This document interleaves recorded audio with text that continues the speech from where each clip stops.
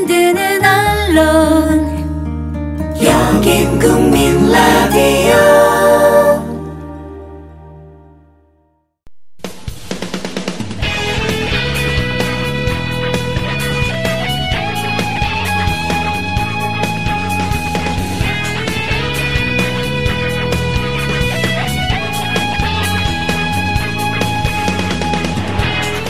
김광수의 경제소프트.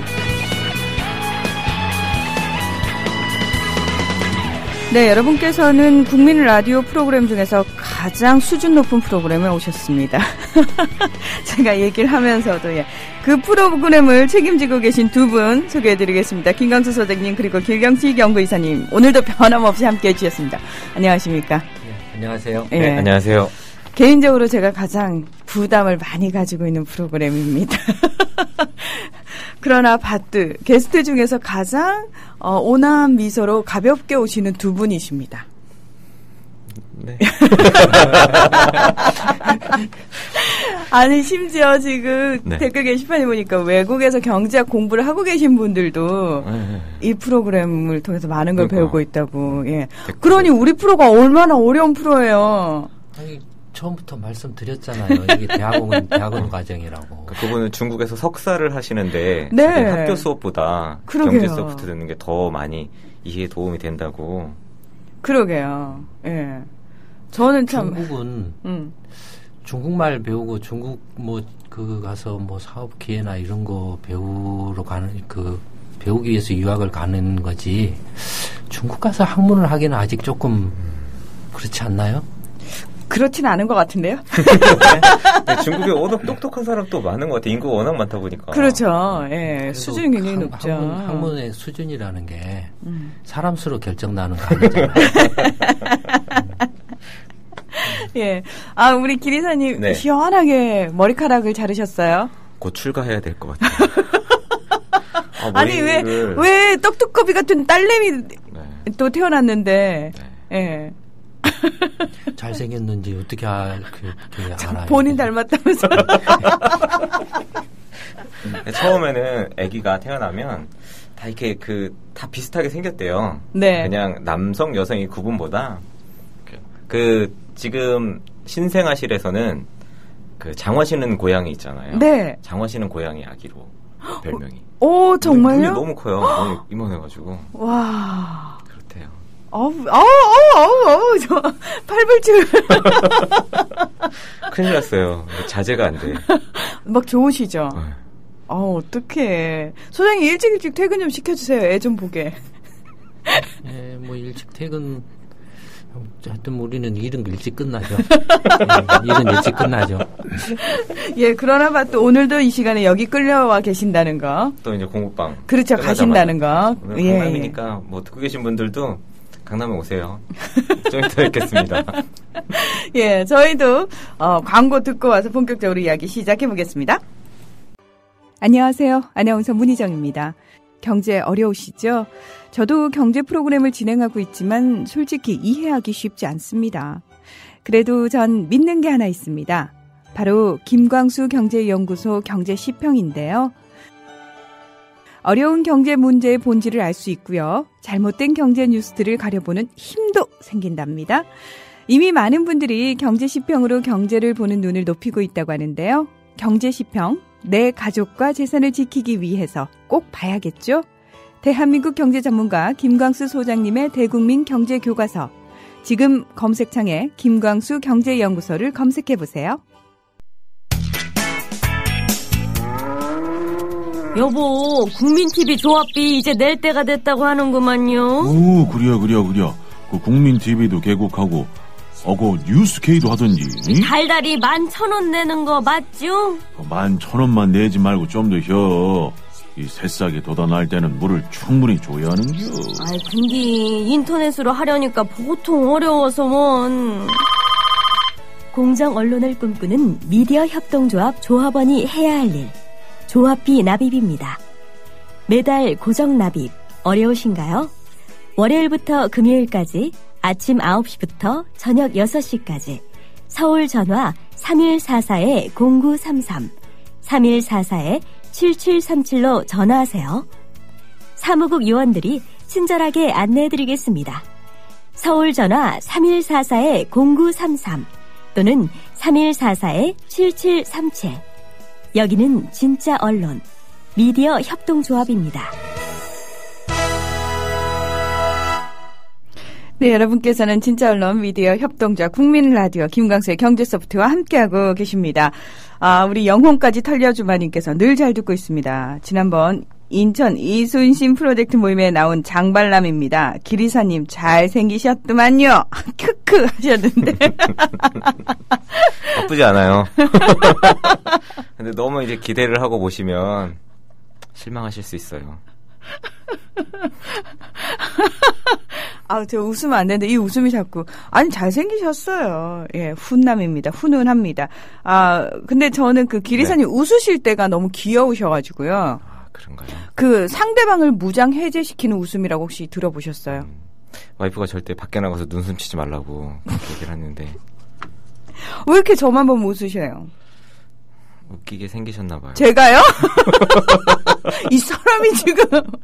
어쨌든 네. 이번 주 토요일에도 수원에서 저희 이순신 프로젝트 하니까 오시면 저 보실 수 있어요. 지금 얼굴로 호객행위 하시는 겁니까? 지난주하고 지지난주는 이제 서울하고 인천에서 많은 분들 참석하셔서 이순신 프로젝트 진행을 했고. 인천은 어땠어요, 분위기? 인천도 그 지역에 계신 분들 많이 오셨어요. 한 60분 정도? 70분 정도 오셔가지고, 같이 이야기하시고. 근데 서울 분들은 조금 활기차시고 막 이러셨는데, 인천 분들은 조금 진지하셨던 것 같아요. 수원 분들은 또 어떠실까 좀 기대가 되고, 수원은 저희가 대관 때문에 시간이 3시부터 6시예요. 저희가 다른 데는 다 2시부터 5시인데, 수원은 3시부터 6시까지고, 장소는 화서역 1번 출구 나오시면 건너편에 풍성 프라자라는 건물이 있습니다. 거기 10층에 박문각 고시학원이라는 그 학원 안에서 하고요. 약도나 이런 자세한 설명 같은 거는 포털 사이트 가셔서 김광수 경제연구소 포럼이라고 치시면 카페가 검색이 되니까 카페로 들어와서 보시면 정확한 그 장소나 시간 자세한 안내사항 보실 수 있고, 그 다음 주는 대전에서 하고 그 다음 주는 전주에서 합니다. 그래서 쭉 일정들이 나와 있으니까 오늘 들으시는 분들 잊지 마시고 꼭 김광수 경제연구소 포럼 카페 들어가셔서 소장님이 쓰신 출사표도 장문에 글이긴 하지만 쭉 한번 읽어보시고 왜 이걸 하는지 무엇을 하는지 보시고, 공감하시는 분들은 혹 이제 뭔지 조금 알아보고 싶으신 분들도 이 모임에 참석하셔서 다른 사람들은 어떻게 생각하고 있는지, 또 뭘 하는지, 어떻게 하면 조금 더 살기 좋은 나라를 바꿀 수 있는지 같이 좀 이렇게 이야기하고 행동하는 그런 모임이니까 와보시면 좋을 것 같습니다. 그러니까 한 번 오셨다고 해서 계속 오실 필요라든지 또는 강연을 하지 않으니까요. 오시면 좋죠. 예, 그냥 조금 가벼운 마음으로 오셨으면 좋겠어요. 네, 괜찮아요. 예. 어떤 건지 일단은 경험을 해보셔야지 네. 할지 말지를 결정할 수 있는 거잖아요. 네. 예. 자, 그리고 김광수의 경제소프트에서 김광수를 담당하시는 분 목소리 들려달라고 하셨는데 네. 소장님. 소장님 14년 동안 휴가를 못 가셨다고. 네. 올해도 못 가실 것 같아요. 제가 보니까. 네, 휴가 가봐야 오히려 더 피곤하고. 또 바쁘게 사는 게 좋죠. 가족들은 별 불만은 없나요? 포기한 지 오래되니까. 예. 또 애들이 크면 또 이제 따로 놀려고 하니까. 따로 놀려고 하니까. 어쨌든 이순신 프로젝트 관련해서 이미 여러 차례 말씀을 드렸습니다만, 이쪽 저쪽 죽일 놈 살릴 놈 하고 백날 이야기 해봐야 내 입만 아프고 세상은 안 바뀌어집니다. 우리 20대, 30대, 40대가 나서는 것 외에는, 나서서 새로운 대안을 만드는 것 외에는 바뀌지 않습니다. 지금까지 경제 소프트를 통해서 앞으로 이렇게 나라를 어떻게 경영을 하고 또 어떤 나라로 만들어 가야 되는지에 대해서는 대강 어렴풋하게나마 다들 느끼셨을 거라고 생각을 합니다. 그래서 이순신 프로젝트에 많이 참여하십시오. 참여하시는 것만으로 바뀝니다. 이순신 프로젝트 이제 전국 순회를 하는데 이 경제 소프트를 들으시는 분을 포함해서 많은 자식 세대 여러분들이 이순신 프로젝트를 저 혼자 뛰도록 뛰게 하지 마십시오. 예, 같이 와서 같이 뜁시다. 같이 뛰면 얼마든지 바꿀 수 있습니다. 네. 많은 분들이 정말 여라와 같이 좀 성원해 주시고 좀 거기서 그치는 게 아니고 좀 참여를 해 주셨으면 네. 예. 정말 깨어있는 시민들의 열정적인 행동이 필요한 때입니다. 예, 많은 분들 동참해 주시길 간곡히 부탁의 말씀드리고요. 저희가 이제 계속해서 그 각 경제학 이론들에서 성장과 분배를 어떻게 정의하는지에 대한 이야기 쭉 하고 있거든요. 자, 오늘은 케인즈 경제학에 대한 이야기를 해볼 거죠? 네. 이제 지금까지 이제 성장과 분배에 관한 이제 이야기를 중심으로 해서 경제학 이론에서 그 성장과 분배를 어떻게 이제 고민하고 이렇게 다루어왔는가에 대해서 쭉 경제 학파별로 이렇게 설명을 해오고 있는데요. 그래서 고전파, 이제 전기 신고전파, 이제 오늘은 이제 케인즈 경제학에 대해서 말씀을 드릴까 합니다. 예, 말씀드렸던 것처럼 이제 전기 신고전파는 이제 그 시장을 중심으로 해서 이제 그 성장과 분배를 이렇게 설명을 했죠. 네. 근데 이제 그 전기 신고전파 이론에 의하면 기본적으로 뭐 여러 가지 상품들의 가격이나 임금이나 아니면은 뭐 주식이든 부동산이든 모든 투자 상품들의 가격들은 다들 그 수요와 공급에 의해서 다 결정되기 때문에 안정적이다. 뭐가 이제 거품이라든지 이른바 이제 버블이나 뭐 이렇게 아니면은 뭔가 대공황이라든지 이런 것들은 일어날 수가 없다. 항상 가장 이상적인 형태로는 경제 전체로 보면은 이제 자연 이자율 또는 완전 고용 실업률 또는 자연 성장률 이런 상태를 자연스럽게 달성한다.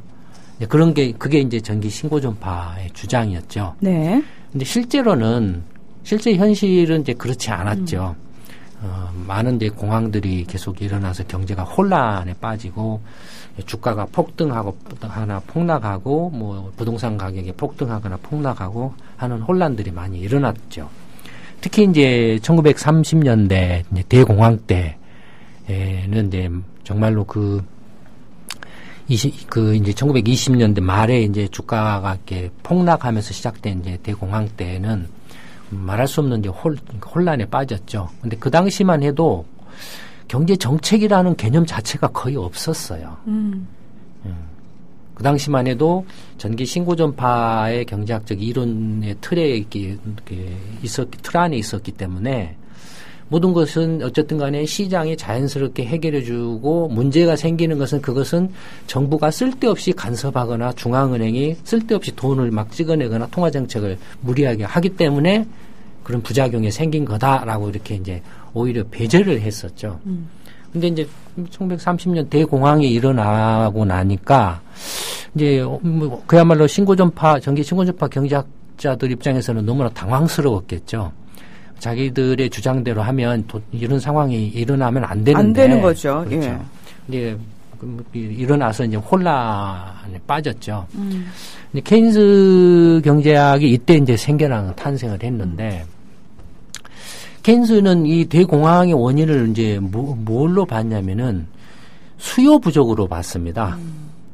그러니까 제가 처음에 워밍업에서 말씀드렸던 것처럼 네. 소득, 이제 개인 입장에서는 소득이 결정되면 시장에서 노동시장이라든지 이런 데서 이제 자기의 임금이 결정되면 그게 소득이 결정된다고 그랬죠. 네. 소득이 결정되면 그 소득을 가지고 이제 소비를 하고 저축을 하고 이렇게 한다고 그랬죠. 네. 그러면은 이제 1930년대 대공황을 바라보면서 케인즈는 그 대공황의 원인으로 일단 그 수요 부족, 그러니까 소비 부족이라고 봤다는. 왜 그 수요 부족이라고 봤냐면 투기 거품 때는 어떻습니까? 그냥 돈이 되든 안 되든 막 갖다 질러대죠. 막 어마어마하게 투자를 해요. 뭐 4대 강이 저게 정말로 이렇게 사업성이 없든 하여튼 아니면은 뻥 튀겨서 이렇게 뭔가 이렇게 해먹든 마구잡이로 갖다 쏟아 붓거든요. 그러면은 뭐 아파트가 됐든 무슨 중국 같으면은 무슨 공장에 됐든 막 어마어마하게 이제 과잉이 벌어지죠. 과잉 투자가 일어나죠. 그러면 어떻게 되겠습니까? 그 과잉 투자를 떠받치려면 그에 상응한 수요가 뒷받쳐져야 줘야 되죠. 소비가 계속 그걸 떠받쳐줘야 되죠. 근데 그 임계점을 넘어가게 되면 그걸 이렇게 과잉 투자가 이제 그게 꽝이라는 사실이 드러나와 버려요. 그래서 이건 부실이다. 이건 투자 수익을 회수할 수가 없다 하면은 값이 폭락을 해버리죠. 예. 그러면 이제 투자를 해놓은 것은 그대로 이렇게 다 남아 있는데 값은 폭락을 해가지고 종이 조각이 되다시피 하죠. 그러면은 뭐 기업이 공장을 세웠던 뭘 도로를 놨든 뭘 했든 전부 이제 그 값이 이렇게 폭락을 이렇게 하기 때문에 고용을 유지할 수가 없죠. 월급을 못 주지 않습니까? 네네. 그럼 월급을 못 주면은 당연히 그 실업자가 되죠. 네. 실업이 이제 폭증을 하죠. 그러면은 소득이 없지 않습니까? 네. 소득이 없으면 소비도 없죠. 그러니까 소비가 없다라는 게 케인스가 봤을 때는 당장에 눈에 보인 거예요. 공장은 어마어마하게 막 있는데 놀고 있는데 그 공장에서 기계를 돌려서 물건을 만들어 가지고 팔아야 일자리도 유지하고 가게도 그 월급을 받아서 소비를 하는데 이 공황이 발생해 가지고 그 가격이 폭락을 하고 다 실업자가 폭증을 하니까는 소득이 없어서 소비가 없어져 버려서 물건 사줄 사람이 없다 이거예요. 네네. 그래서 케인스가 볼 때는 그 소비를 빨리 살리는 게 그 공황의 피해를 최소화하는 방법이라고 이렇게 이제 생각을 한 거죠. 알기 쉽게 말하면 그걸 이제 유효수요라고. 유효수요. 네. 말을 했죠. 그래서 유효수요를 빨리 회복시키는 게 그나마 이렇게 지금 과잉 투자로 인한 부실을 줄이는 방법이다. 다시 되살릴 수 있잖아요. 네네. 그래서 이제 수요를 이렇게 살리려면은 어쨌든 간에 소득을 만들어줘야 되는데 가게한테 정부가 돈 찍어가지고 가게한테 그냥 돈을 뿌려줄 수는 없고 뭐 그런 생각도 없었어요. 그 당시에는. 근데 그럼 어떻게 해야 되느냐. 그래서 이제 케인스가 생각한 게 첫째는 정부가 좀 공익적인 투자 뭐 댐이라든지 학교라든지 병원이라든지 도로 이것은 어차피 만들어야 되고 하는 것들이기 때문에 또 이것들은 이제 민간이 투자하기에는 좀 규모가 크다든지 또 어렵다든지 공익성이 강해서 뭐 이렇게 민영화해서 하기에는 좀 힘들다든지 하는 것들을 정부가 이렇게 임시 대타로 약으로 치면은 임시 대타로 그런 공공 투자를 좀 확대를 해서 거기에서 이제 사람들이 가서 일을 하게 하면 일자리가 늘어나면 소득이 생기지 않습니까? 그럼 소득이 생기면은 그 생긴 소득을 가지고 놀고 있는 공장에서 이제 물건을 만들어서 그 물건을 소비하게 하자 이겁니다. 그러면은 과잉 투자해가지고 부실화된 것들이 조금 살아난다 이거예요.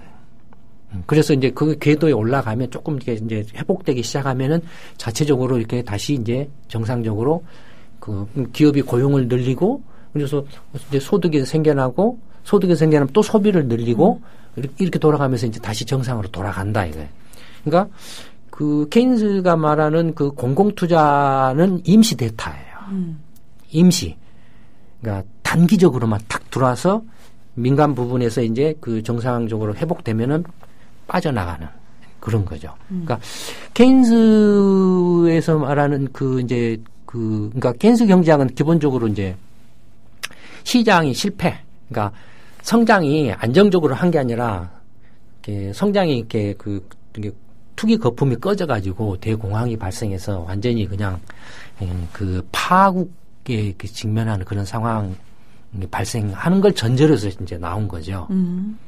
그런 배경 하에서 나온 거죠. 그러니까 케인스 경제학은 기본적으로 시장이 그 전기 신고전파가 말했던 것처럼 완전하지 않다라는 시장이 스스로 자기 문제를 해결하지 못한다 이거예요. 근데 기본적으로는 길게 봤을 때는 자기 스스로 이렇게 해결해 가긴 하지만 이렇게 그 단기적으로 봤을 때는 시장이 막 휘청휘청한다. 불안전하다. 불안정한 상태를 보인다. 그렇게 단기적으로 휘청할 때는 단기적으로 임시 대타 정부가 탁 나와가지고 재정 사업이나 이런 걸 해서 투자를 해가지고 소비를 늘리려면 투자를 해서 일자리를 임시로 늘려주면 그로부터 이제 가게가 거기 가서 일을 해서 소득이 생기고 그래서 그걸 가지고 소비를 하도록 한다 이겁니다. 그러니까 그래서 이제 정상적으로 돌아가면은 그때 세금을 걷어가지고 이제 정부가 공공사업 할 때 투자를 했던 돈을 다시 메꾼다라는 거죠. 왜냐하면 정부는 돈이 없거든요 원래. 근데 그런 공공사업은 돈이 없는데 어떻게 하냐면은 빚내서 하거든요. 그러니까 빚내서 한다라는 건 다른 말로 치면은 정부가 이제 마이너스 저축을 하는 거죠. 예, 마이너스 저축 해서 이제 투자를 한다라는. 그러니까 케인즈에 있어서 이제 중요한 건 뭐냐면 그러면 정부가 그 공공사업을 해가지고 일자리를 늘려서 가계소득을 늘려줬을 때에 그 과잉 투자된 것을 다시 되살릴 수 있는 유효 수요를 이렇게 얼마만큼 이렇게 창출해낼 수 있느냐라는 게 관심이죠. 무슨 이야기냐면 이제 댐 만드는 데 가가지고 일을 했어요. 그래서 1년에 한 1,000만 원 이제 그 월급을 받았어요. 월급 1,000만 원 받았으면 사람이 이제 케인스 생각하기에는 1,000만 원을 받았으면 이 사람이 한 800만 원은 소비를 할 거다. 그러면은 경제 회복 효과가 800만 원어치 유효 수요가 800만 원어치 생겨나니까 회복 효과가 그만큼 있을 거 아닙니까? 근데 알 수가 없어요. 그렇죠. 사실은 그 개인의 마음이잖아요. 마음이니까. 네. 알 수가 없어요. 그러니까 케인스가 고민했던 게 사람들이 소비를 하는데 소비를 어떻게 결정할까를 고민을 했죠. 그러니까 자기 소득에 대해서 소비를 어느 정도 할까? 소득 대비 소비의 그 관계를 그걸 이제 그 소득, 뭐죠? 소비의 소득 탄력성이라고 부릅니다. 그러니까 소득에 대해서 소비 탄력성이 높으면 높을수록 버는 그 소득을 뭐 거의 대부분을 소비로 쓴다라는 거죠. 그러면 단기적인 경기 회복 효과가 크지요. 네네. 근데 반대로 소득을 이렇게 이렇게 소득이 생겼는데 소비 그 효과가 적으면 탄력성이 적으면 당장의 경기 부양 효과가 크지 않죠. 케인스는 그걸 이제 어떻게 생각을 했냐면 소득이 늘어나면 소비도 그에 똑같이 비례해서 늘어난다라고 이렇게 생각을 했어요. 그러니까 소득이 1,000만 원이 있는 사람이 800만 원을 소비를 한다. 그럼 이 사람의 소득이 1억 원이 낸다면 8천만 원을 소비를 한다. 10억 원이 되면 8억 원을 소비를 한다. 이렇게 생각을 했어요. 정말 단순하게. 네. 그래서 이런 걸 케인스 이런 이제 그 소득에 대해서 소비하는 그 성향, 소비 성향을 절대 소비 가설이라고 합니다. 절대 소비 가설. 네. 그러니까 소득의 소비가 그대로 비례해서 이렇게 늘어난다라는 거예요. 그러니까 케인스 생각 입장에서는 케인스 경제학이 그러니까 정부가 재정 확대 사업을 해가지고 경기 부양을 한다라고 했을 때 경기 부양 효과가 얼마나 게 있느냐 없느냐는 재정을 100을 투입을 했을 때 그것이 실제 가계 소비로 얼마만큼 환원되느냐 거기에 달려 있다라는 거죠. 네네. 만약에 90만큼이 소비로 가면은 재정 투입 대비 90%가 경기 부양 효과를 내는 거고. 물론 이제 그 외에 뭐 승수 효과라는 것도 있긴 있는데 그건 뭐 그냥 건너뛰기로 하고 어쨌든 그게 절대 소비 가설을 이제 주장을 합니다. 근데 나중에 이제 후기 신고전파의 이제 대표 선수라고 할까요? 대표적인 학자가 이제 프리드만이라는 학자가 있습니다. 프리드먼. 네. 이 사람은 이제 그에 대해서 반론을 제기를 하죠. 그래서 뭐냐면 사람들이 그 자기 소득을 가지고 소비를 할 때 하는 그 태도는 케인스가 주장한 것처럼 자기 소득에 일정하게 비례해서 소비를 늘리는 게 아니고 소득이 일시적으로 늘어났다 그래서 소비를 안 늘린다라는 거예요, 사람이. 그러면 어떤 경우에 사람이 소비를 늘리느냐 하면 자기 소득이 일시적으로 늘어날 경우에는 그대로 그냥 소비를 안 늘리고 그대로 있다가 내 월급이 이제 정년 퇴직할 때까지 계속 이렇게 오른다. 그러니까 영구적으로 내 월급이 또 내 소득이 10% 앞으로 이렇게 내 퇴직할 때까지 계속 이렇게 오른다라고 하면은 그때 비로소 소비를 늘린다라는 거죠. 일시적으로 어떤 뭐 이렇게 조금 복권이 당첨돼가지고 100만 원이 들어왔다 하면 그 100만 원이 이렇게 소득이 늘었다라고 그래서 소비를 당장 안 늘린다라는 거예요. 그러니까 확실하게 자기가 봤을 때 그게 영구적으로 소득이 늘어났다라고 생각할 경우에만 거기에 맞춰서 소비를 늘린다라는 겁니다. 그게 이제 항상 소비 가설이에요. 프리드만이 항상 소비 가설이에요. 그런가 하면은 또 다른 사람들은 또 뭐라고 말했냐면 안 그렇다. 사람이 소비를 이렇게 자기 소득에 대해서 소비를 하는 패턴이 어떤 그 소득이 늘어나고 줄어들고에 따른 것보다는 오히려 자기의 평생의 그 생애 그 라이프 사이클을 보고 내가 젊었을 때, 결혼했을 때, 중년, 뭐 장년, 그 다음에 은퇴했을 때, 그 전체 자기 생애 전체를 놓고서 내가 각 단계별로 얼마만큼 소비를 해야 되겠다라고 정해서 소비를 한다라고 하죠. 그게 이제 생애 주기 가설, 소비 가설이라고 합니다. 그러니까 그게 소득에서 이제 괜히 소득이 생겼을 때 그 소득을 가지고 소비를 하는 이야기가 지금 이제 케인스 경제학에서 이렇게 좀 이렇게 나옵니다. 그러니까 근데 그럼 이 소비 이야기가 경제 성장하고 분배하고 무슨 관계가 있느냐? 사실은 경제 이제 GDP는 세 가지 관점에서 이렇게 접근한다고 이렇게 한다라고 그러죠. 하나 생산 측면, 두 번째는 지출 소비 측면, 세 번째는 분배 측면, 이 세 가지가 있다고 그랬죠. 예를 들어서 경제 성장이라고 하는 것은 소득이 늘어나는 것도 성장이고, 네. 모든 사람들을 하나로 합쳐서 한 사람으로 치면 그 사람의 소득이 늘어나면 그것이 곧 경제 성장이죠. 네네. 또 모든 사람을 하나로 합쳐서 그 사람의 소비가 어차피 그 사람의 평생의 소득은 평생의 소비로 다 쓰죠. 그렇죠. 뭐 지금 오늘 소비를 하는 건 내일 소비할 건 모레 소비할 건 이렇게 해서 쭉 이렇게 죽을 때까지 소비하는 거죠. 자기가 벌어서. 그러니까 그 경제 성장이라고 하면은 자기가 한 사람으로 다 모아놨을 때 그 사람의 평생의 소비의 성장을 말하죠. 네. 그렇죠. 네. 그러니까 소비가 얼마만큼 이렇게 평생에 걸쳐서 늘어나느냐, 시간에 따라서 경제 전체의 소비가 얼마만큼 늘어나느냐도, 그러니까 지출이 얼마만큼 늘어나느냐도 경제 성장을 이렇게 설명하는 방법이 되죠. 네.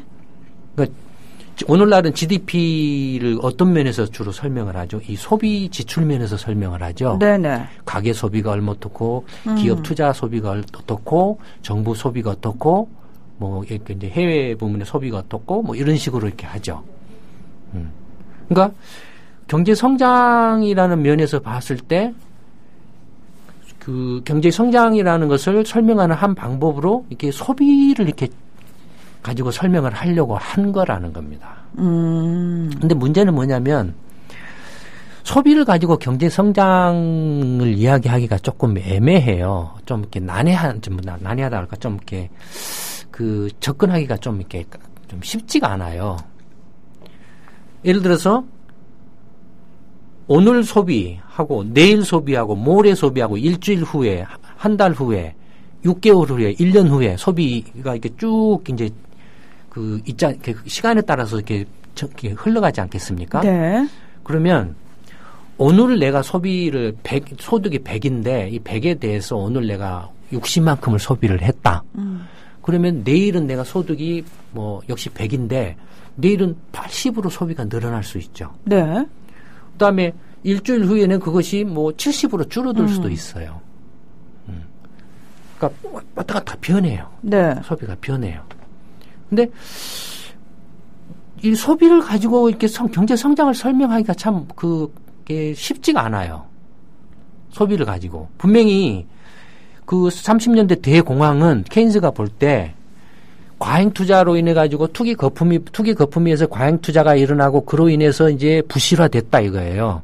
그래서 그걸 다시 되살리려면은 부실을 되살리려면은 수요를 되살려줘야 되는데 그래서 그 소비가 이제 수요를 되살리는 핵심인데 소비를 이렇게 유효 수요 그러니까 소비를 이렇게 좀 살려놓으면 다시 이제 이렇게 말하자면 경제 성장 궤도로 올라간다라는 거죠.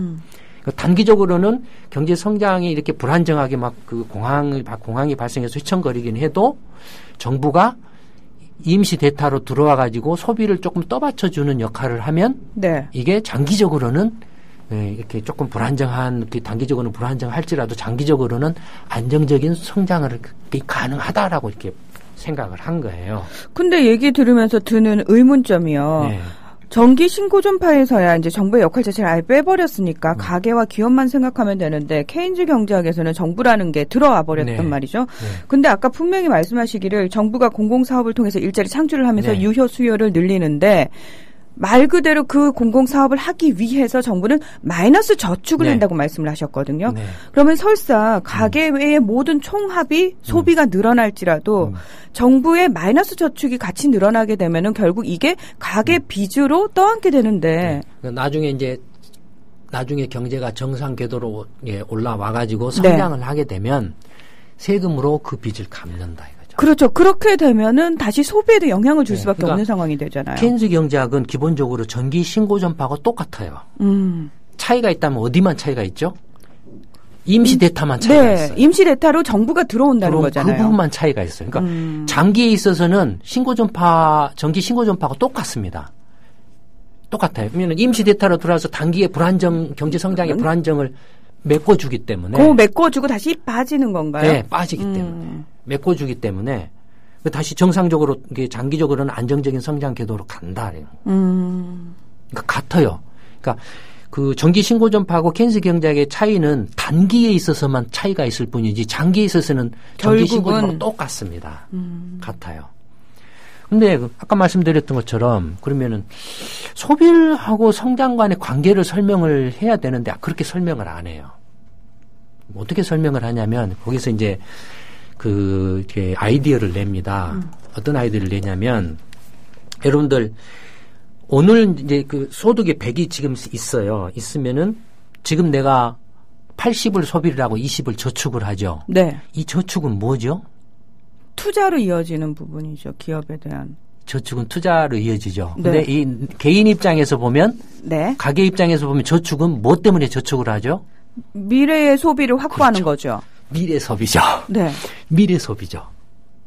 네. 그게 굉장히 중요해요. 저축은 미래 소비예요. 네, 미래 소비. 네. 저축은 미래 소비인데 그러면 저축은 또 다른 뭐하고 같다고 그랬죠?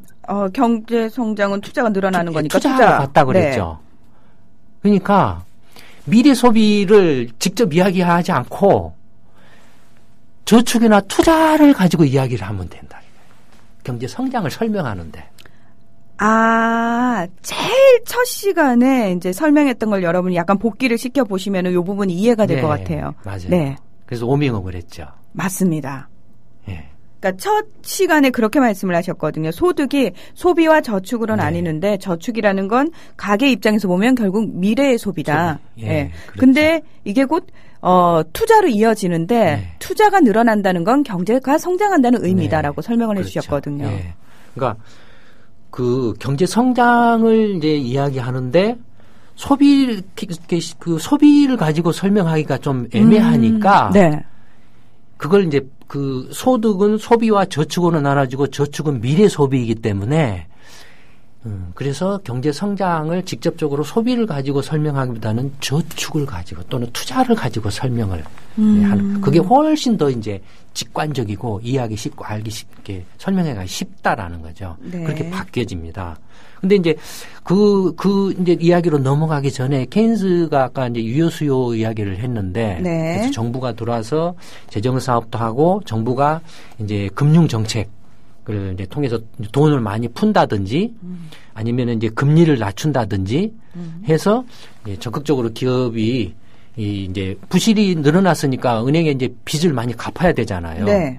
그러니까 빚 갚을 부담을 막 줄여주는 것도 이제 경기를 이렇게 회복시키는 길이다라는 거죠. 또는 이제 적은 돈으로라도 조금 이렇게 투자를 할 수 있게 해주는 방법으로 이렇게 이자를 싸게 해주면은 부담을 좀 적게 가지면서 투자를 한 사람이 늘어난다라는 거죠. 네. 이제 그런 식으로 주장을 이렇게 했는데 거기에 대해서 또 이렇게 그 전기 신고전파 학자들이 강하게 반발을 했어요. 케인스 그런 이제 주장에 대해서 반발을 했어요. 그게 지난주에 설명했던 피구라는 이제 그 경제학자가 반발을 했습니다. 그러니까 그 지난주에는 이제 피구 법칙을 말씀을 잠깐 드렸었죠. 네. 근데 피구가 뭐 어떤 식으로 케인스 이런 이제 그 정부가 임시대타로 들어와서 그 일자리를 만들어가지고 가계소득을 키워서 소비 유효수를 만들어내는 식으로 경기 부양을 해야 된다라고 이렇게 주장을 했는데 그런 식의 케인스의 그 정부 개입을 또 거부를 했어요. 피구가. 피구가 정부가 그렇게 개입을 안 해도 그 대공황이 발생해도 시장이 스스로 또 회복할 수 있다. 자기 힘으로. 라고 또 피구가 또 주장을 해요. 예. 그게 뭐냐면 이제 어떤 주장을 하냐면 이제 투기 거품이 붕괴돼 가지고 이제 뭐 집값이든 뭐든 이렇게 다 이렇게 폭락을 이렇게 했을 거 아니겠습니까? 네. 주식이든 뭐든 다 종이 쪼가리가 됐을 거 아닙니까? 그러니까 자산 가격은 다 이제 막 엉망진창이 돼 있어요. 근데 돈 많은 사람들은 은행의 통장에 현금이 있다 이거예요. 네. 뭐 현금이 있거나 아니면은 정부가 발행한 현금과 같은 국채 이런 것들을 가지고 있다 이거예요. 금덩어리도 가지고 있다 이거예요. 돈 많은 사람들은. 피구가 뭘 주장했냐면은 이 돈 많은 사람들은 은행 예금 통장에 현금이 있거나 아니면 현금과 같은 금덩어리나 국채 이런 것들이 있기 때문에 근데 물가가 폭락을 이렇게 떨어져도 물가가 떨어진 건 뭐죠? 디플레죠. 네. 그러니까 대공황 때는 그 수요가 없으니까 막 물건을 떨이로 팔아 제끼려고 할 거 아니겠습니까? 그러니까 물가가 떨어진다 이거 디플레다 이거예요. 그럼 그런 디플레가 발생하더라도 돈 많은 사람들은 은행에 현금이 있기 때문에 실제로 이 사람들은 그 현금으로 살 수 있는 구매력이 늘어난다 이거예요. 네. 그 왜 우리나라 IMF 외환위기 때요. 네. 그 비싸다는 아파트가 뚝 떨어지니까 그때 돈 많은 사람들이 다 그 아파트 샀잖아요. 뭐 다 샀는지는 모르겠고. 아니 저는 그걸 제 친구가 직접 그 얘기를 해서 제가 깜짝 놀랐거든요. 네. 피구가 그런 말을 주장을 해요. 그러니까 돈 많은 사람이 은행 통장에 현찰 잔고가 많기 때문에 이 사람들 입장에서 보면은 이렇게 그 자산 가격이 떨어져서 그 사람들의 가지고 있는 현찰의 실질 구매력이 늘어난다 이거예요. 네. 그러니까 이 사람들이 흥청망청 쓴다 이겁니다. 그냥 물건값이 막 싸졌기 때문에 네. 뭐 집도 사고 뭣도 사고 막 떨어졌으니까 사재낀다 이거예요. 그렇게 해서 다시 부실이 좀 줄어들고 경기가 이렇게 회복돼서 경제가 이제 정상적인 성장 궤도로 간다라고 이렇게 피구가 주장을 합니다.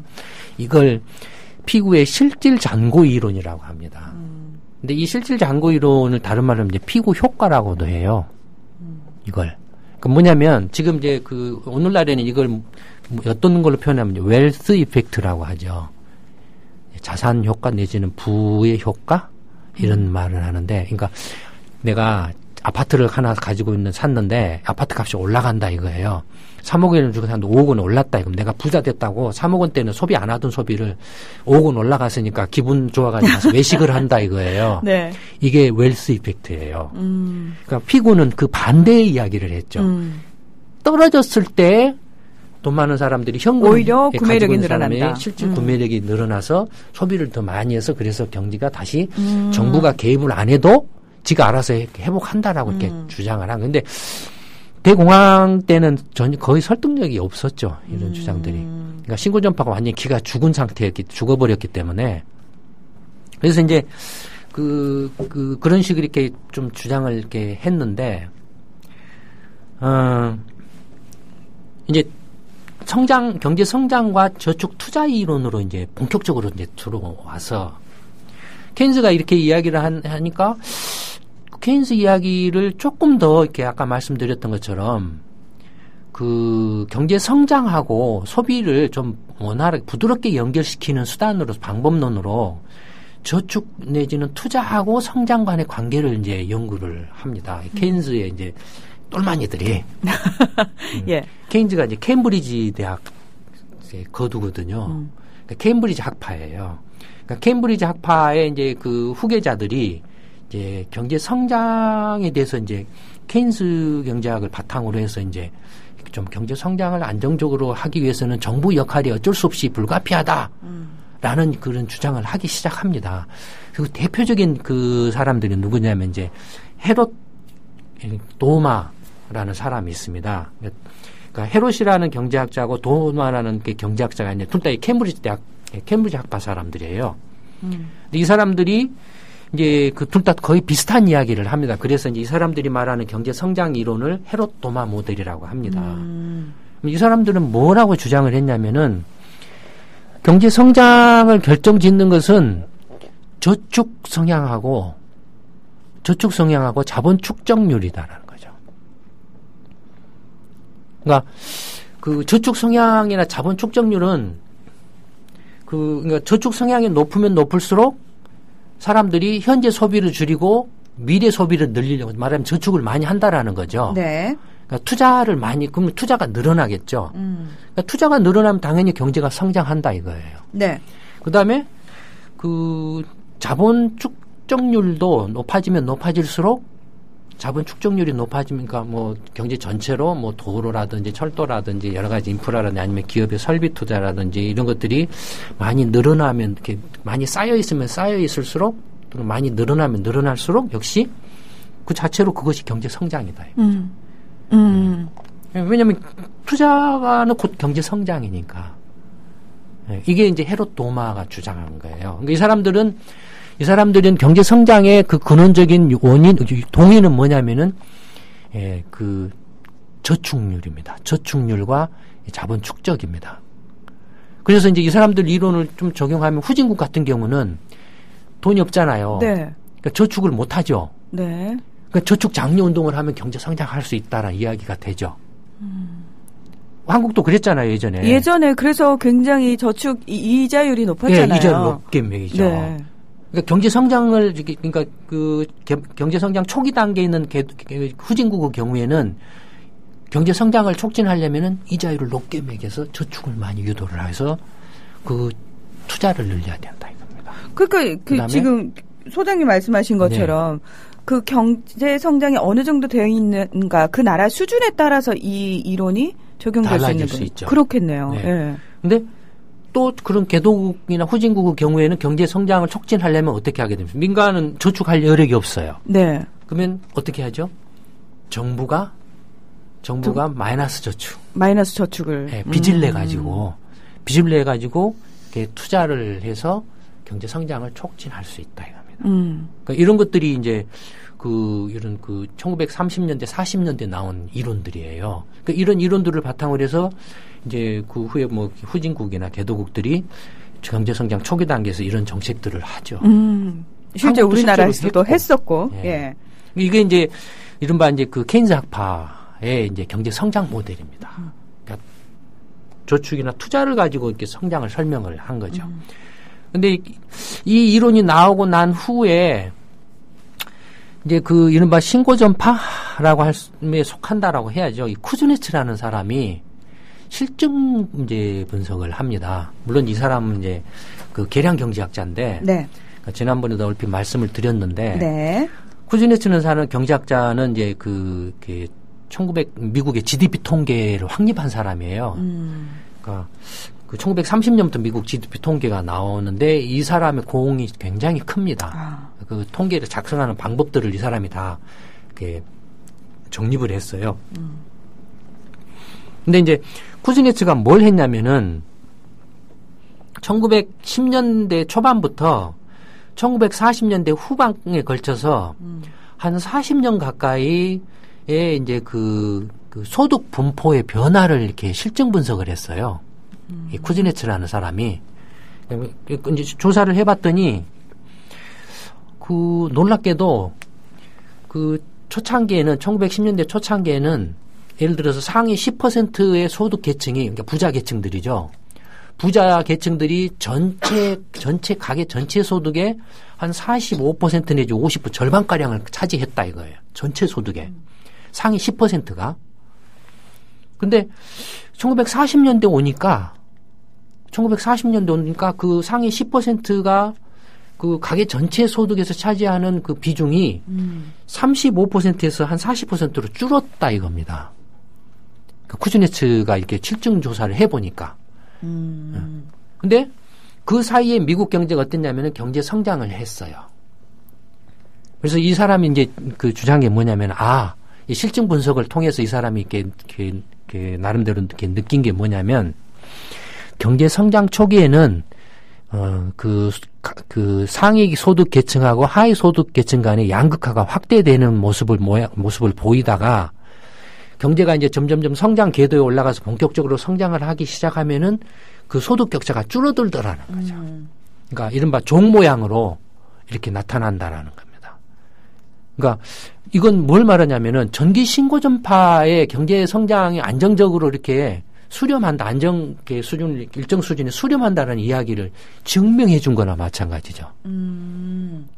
그러니까 40년에 걸쳐서 실증 조사를 해보니까 초창기에는 분명히 그 경제 성장 초기 단계에서는 소득 격차가 있었지만 경제 성장을 하면서 이것이 소득 격차가 점점 줄어드는 그런 결과를 보이더라고요. 그래서 경제 성장이 안정적이고 이렇게 일정 수준에 수렴하고 이렇게 소득 격차도 줄어들고 가장 이상적인 모습을 보이더라고요. 그러니까 시장이 스스로 이렇게 문제를 해결하더라 이겁니다.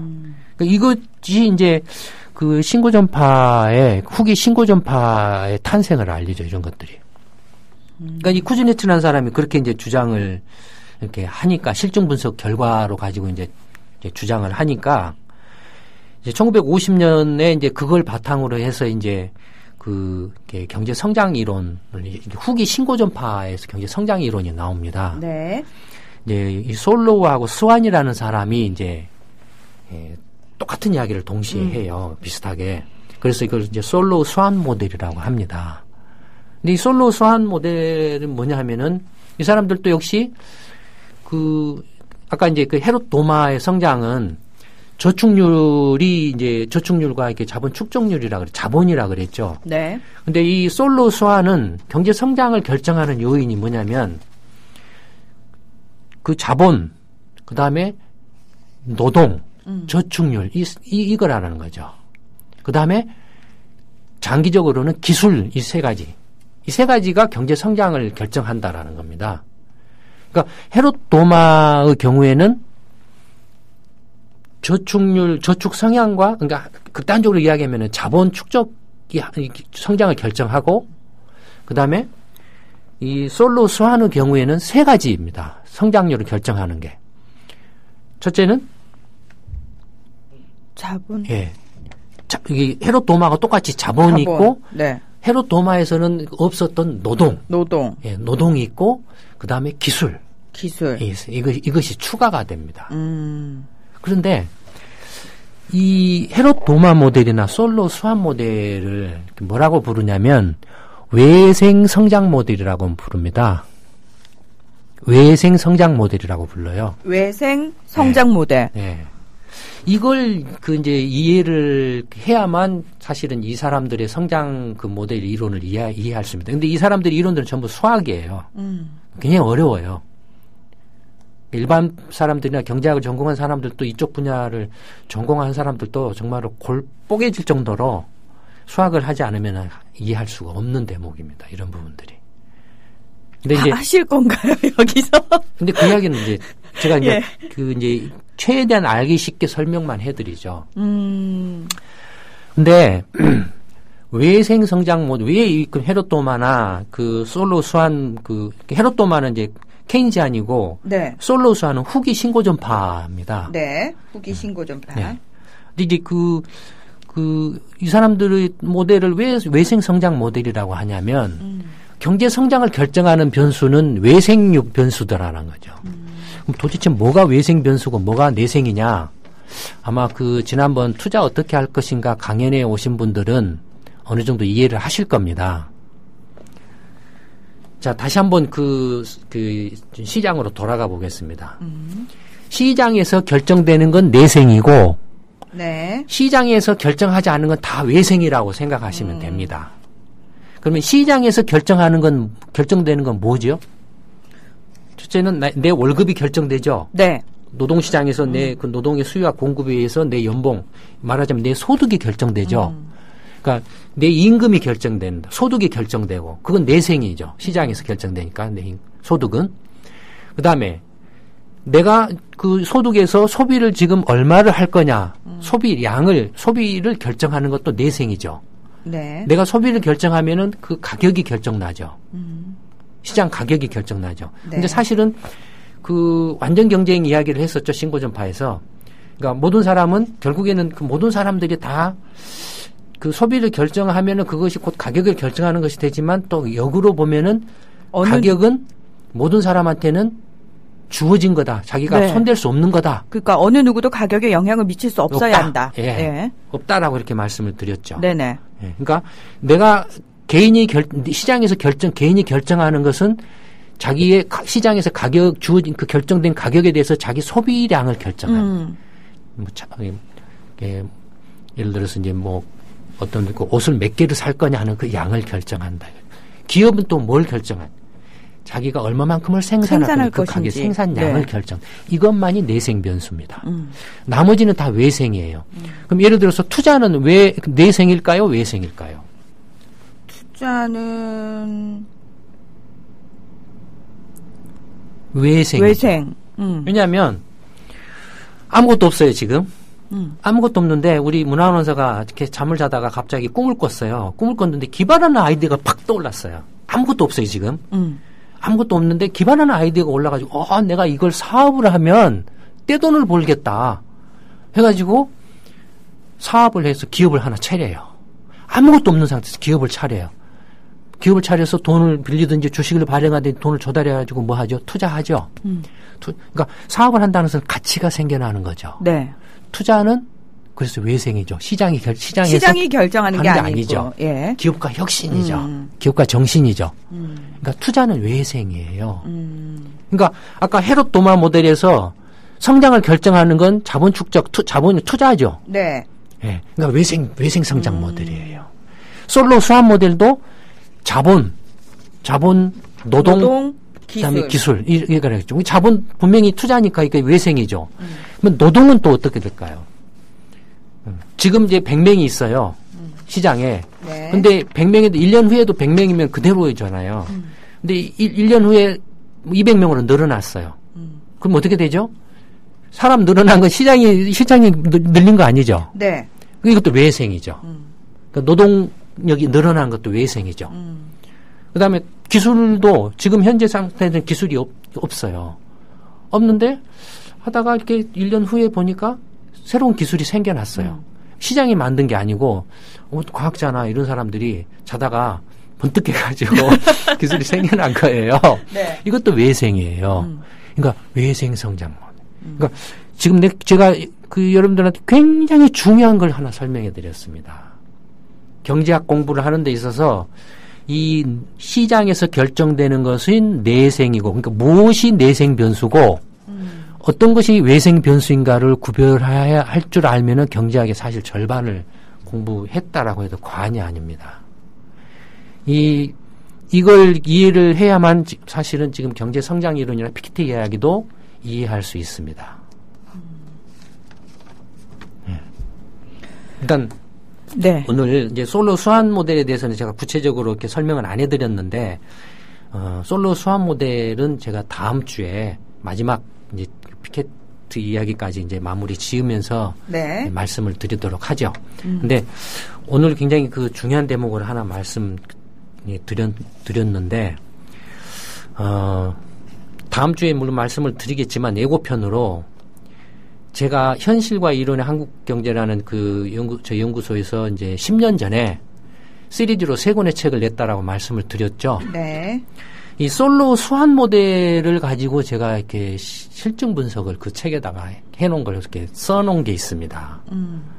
경제 성장, 잠재 성장률인데 경제 성장을 결정하는 요인은 자본, 노동, 기술이라고 그랬죠. 네. 그럼 경제 성장에 자본이 얼마만큼 기여를 하고 노동이 얼마만큼 기여를 하고 기술이 얼마만큼 기여를 했는가 이게 관심 사항이 될 수 있겠죠. 그렇겠죠. 제가 이 솔로 모델을 바탕으로 해서 10년 전에 실증 분석을 이미 했습니다. 그래서 그걸 현실과 이론의 한국 경제라는 책에다가 실어놨어요. 그러니까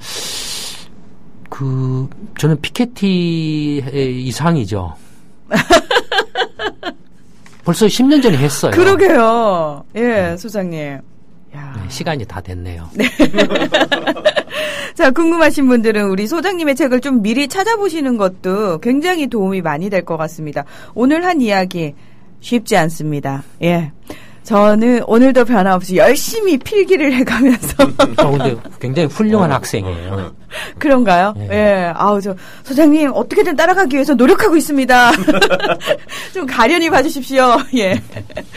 자, 김광수의 경제소프트. 오늘도요, 정말 중요한 얘기들 많이 나왔으니까요. 다시 다운로드 받아서 반복하고, 예, 열심히 공부해 주시길 부탁드리겠습니다. 김광수 소장님, 길경식 연구이사님, 오늘도 고맙습니다. 네, 감사합니다. 감사합니다.